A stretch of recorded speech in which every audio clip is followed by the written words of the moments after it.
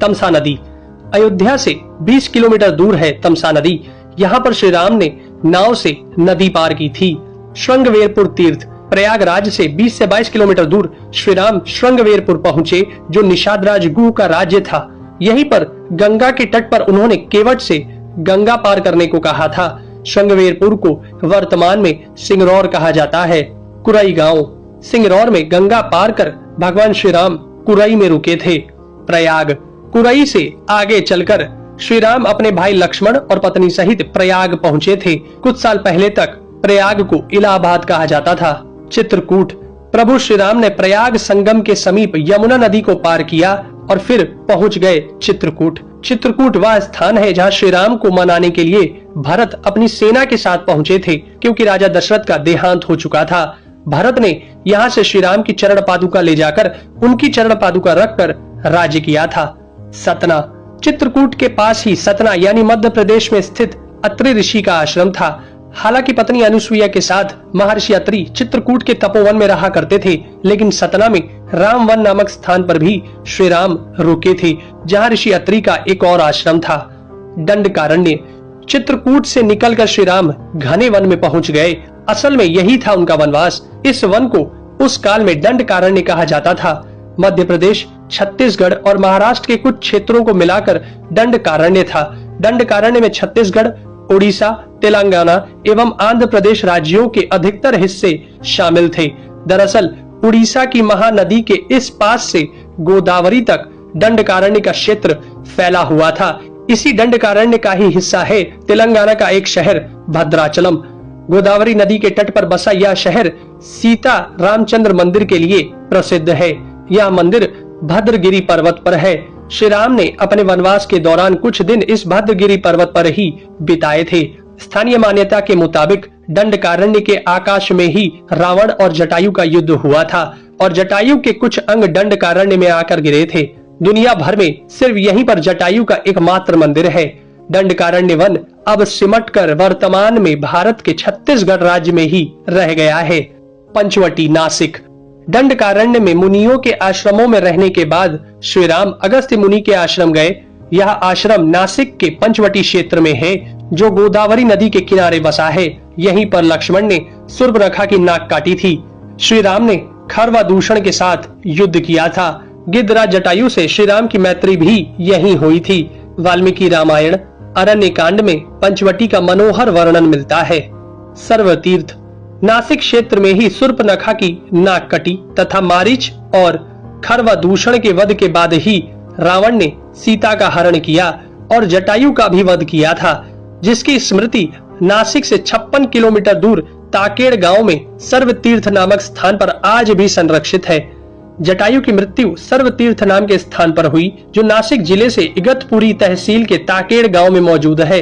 इस स्थान को सर्वतीर्थ इसलिए कहा गया क्योंकि यहीं पर मरणासन्न जटायु ने सीता माता के बारे में बताया। राम जी ने यहाँ जटायु का अंतिम संस्कार करके पिता और जटायु का श्राद्ध तर्पण किया था। पर्णशाला, पर्णशाला तेलंगाना के खम्माम जिले के भद्राचलम में स्थित है। यह रामालय से लगभग 1 घंटे की दूरी पर स्थित है। पर्णशाला को पंचशाला या पंचशाला भी कहते हैं। पर्णशाला गोदावरी नदी के तट पर स्थित है। यही वह स्थान है जहां से सीता जी का हरण हुआ था। हालांकि कुछ मानते हैं कि इस स्थान पर रावण ने अपना विमान उतारा था। इस स्थल से ही रावण ने सीता को पुष्पक विमान में बिठाया था, यानी सीता जी ने धरती यहाँ छोड़ी थी। इसी से वास्तविक हरण का स्थल यह माना जाता है। यहाँ पर राम सीता का प्राचीन मंदिर है। तुंगभद्रा, सर्वतीर्थ और पर्णशाला के बाद श्री राम लक्ष्मण सीता जी की खोज में तुंगभद्रा तथा कावेरी नदियों के क्षेत्र में पहुंच गए। तुंगभद्रा एवं कावेरी नदी क्षेत्रों के अनेक स्थलों पर वे सीता जी की खोज में गए। शबरी का आश्रम, श्री राम और लक्ष्मण सीता की खोज में तुंगभद्रा और कावेरी नदी को पार करते हुए चल दिए। जटायु और कबंध से मिलने के पश्चात वे ऋषिमुख पर्वत पहुंचे। रास्ते में वे पंपा नदी के पास शबरी आश्रम भी गए, जो आज केरल में स्थित है। पंपा तुंगभद्रा नदी का पुराना नाम है। इसी नदी के किनारे पर हम्पी बसा हुआ है। रामायण में हम्पी का उल्लेख वानर राज्य किष्किंधा की राजधानी के तौर पर किया गया है। केरल का प्रसिद्ध शबरीमलय मंदिर तीर्थ इसी नदी के तट पर स्थित है। ऋषिमुख पर्वत, मलय पर्वत और चंदन वनों को पार करते हुए वे ऋष्यमुख पर्वत की ओर बढ़े। यहाँ श्री राम ने हनुमान और सुग्रीव से भेंट की, सीता जी के आभूषणों को देखा और बाली का वध किया। ऋष्यमुख पर्वत वाल्मीकि रामायण में वर्णित वानरों की राजधानी किष्किंधा के निकट स्थित था। ऋष्यमुख पर्वत तथा किष्किंधा नगर कर्नाटक के हम्पी जिला बेल्लारी में स्थित है। पास की पहाड़ी को मतंग पर्वत माना जाता है। इसी पर्वत पर मतंग ऋषि का आश्रम था जो हनुमान जी के गुरु थे। कोडिकरई। हनुमान और सुग्रीव से मिलने के बाद श्री राम ने वानर सेना का गठन किया और लंका की ओर चल पड़े। तमिलनाडु की एक लंबी तट रेखा जो लगभग 1000 किलोमीटर तक विस्तारित है। कोडिकरई समुद्र तट वेलांकनी के दक्षिण में स्थित है, जो पूर्व में बंगाल की खाड़ी और दक्षिण में पाल्क स्ट्रेट से घिरा हुआ है। यहाँ श्री राम की सेना ने पड़ाव डाला और श्री राम ने अपनी सेना को कोडिकरई में एकत्रित कर विचार विमर्श किया, लेकिन श्री राम की सेना ने उस स्थान के सर्वेक्षण के बाद जाना कि यहाँ से समुद्र को पार नहीं किया जा सकता और यह स्थान पुल बनाने के लिए उचित भी नहीं है। तब श्री राम की सेना ने रामेश्वरम की ओर कूच किया।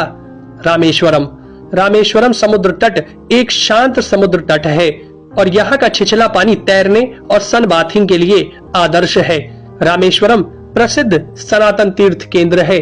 भगवान श्री राम ने लंका पर चढ़ाई करने के पहले यहाँ भगवान शिव की पूजा की थी। रामेश्वरम का शिवलिंग श्री राम द्वारा स्थापित शिवलिंग है। धनुषकोडी या धनुषकोटी।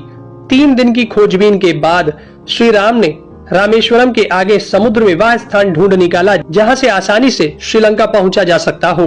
उन्होंने नल और नील की मदद से उक्त स्थान से लंका तक का पुनर्निर्माण करने का फैसला लिया। धनुषकोडी भारत के तमिलनाडु राज्य के पूर्वी तट पर रामेश्वरम द्वीप के दक्षिणी किनारे पर स्थित एक गांव है। धनुषकोडी पनबन के दक्षिण पूर्व में स्थित है। धनुषकोडी श्रीलंका में तलेमन्नार से करीब 18 मील पश्चिम में है। इसका नाम धनुषकोडी इसलिए है कि यहाँ से श्रीलंका तक वानर सेना के माध्यम से नल और नील ने जो पुल यानी राम सेतु बनाया था, उसका आकार मार्ग धनुष के समान ही है। इन पूरे इलाकों को मन्नार समुद्री क्षेत्र के अंतर्गत माना जाता है। धनुषकोडी ही भारत और श्रीलंका के बीच एकमात्र स्थलीय सीमा है जहां समुद्र नदी की गहराई जितना है, जिसमें कहीं कहीं भूमि नजर आती है। नुवारा एलिया पर्वत श्रृंखला। वाल्मीकि रामायण के अनुसार श्रीलंका के मध्य में रावण का महल था। नुवारा एलिया पहाड़ियों से लगभग 90 किलोमीटर दूर बांद्रवेला की तरफ मध्य लंका की ऊंची पहाड़ियों के बीचों बीच सुरंगों तथा गुफाओं के भंवर जाल मिलते हैं। यहाँ ऐसे कई पुरातात्विक अवशेष मिलते हैं जिनकी कार्बन डेंटिंग से इनका काल निकाला गया है। श्रीलंका में नुवारा एलिया पहाड़ियों के आसपास स्थित रावण फॉल, रावण गुफाएं, अशोक वाटिका, खंडहर हो चुके विभीषण के महल आदि की पुरातात्विक जांच से इनके रामायण काल के होने की पुष्टि होती है। आजकल भी इन स्थानों की भौगोलिक विशेषताएं, जीव, वनस्पति तथा स्मारक आदि बिल्कुल वैसे ही हैं जैसे कि रामायण में वर्णित किए गए हैं। दोस्तों, ये सब जानने के बाद भी कुछ लोग तर्क दे ही देंगे कि प्रभु श्री राम काल्पनिक